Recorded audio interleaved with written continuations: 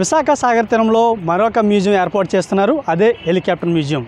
UH-3H ఈ helicopter నేము. ఈ helicopter అనేది 17 సంవత్సరాల పాటు నేవీలో సుదీర్ఘంగా సేవలు అందించింది.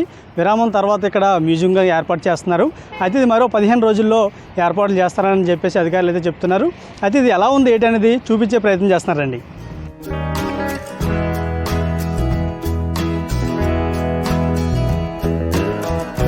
విశాఖపట్నం అంటేనే సుందర సాగర్ తీరం, ఎన్నో పర్యాటక ప్రాంతాలకు నిలయం. విశాఖ సాగర్ తీరం ఎన్నో మ్యూజియంలు ఉన్నాయి. మరొక హెలికాప్టర్ మ్యూజియం కూడా బీచ్ రోడ్లో కనువిందు చేయనుంది.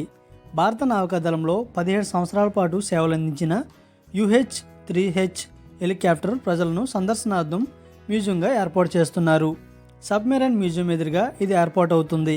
పూర్తి స్థాయిలో విభాగాలను కలిపి హెలికాప్టర్ మరికొన్ని రోజుల్లో సిద్ధమవుతుంది. ఈ బీచ్ రోడ్లో హెలికాప్టర్ మ్యూజియం ఏర్పాటు చేయడం తమకు ఎంతో సంతోషం ఉందని పర్యాటకులు అంటున్నారు.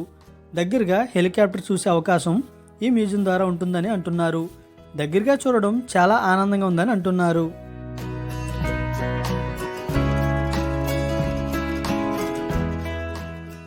మాకైతే చాలా ఆనందకరంగా ఉందండి. ఎందుకంటే మేము ఎప్పుడు ఇంత దూరం నుంచి ఎప్పుడు దూరం నుంచే చూస్తాం కదా హెలికాప్టర్. ఇప్పుడు ఇంత దగ్గర నుంచి చూడడం అనేది మాకైతే చాలా ఆనందకరంగా ఉంది.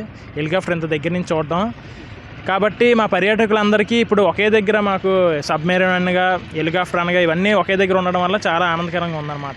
ఎప్పుడైనా మీరు చూసారా దగ్గరలో ఎంత పెద్దది? లేదండి, మేము ఎప్పుడూ దూరం నుంచే చూస్తాం కదా హెలికాప్టర్ అనేది. మాలాంటి మధ్యతరగతి కుటుంబాలు ఎప్పుడూ దూరం నుంచే చూస్తాం.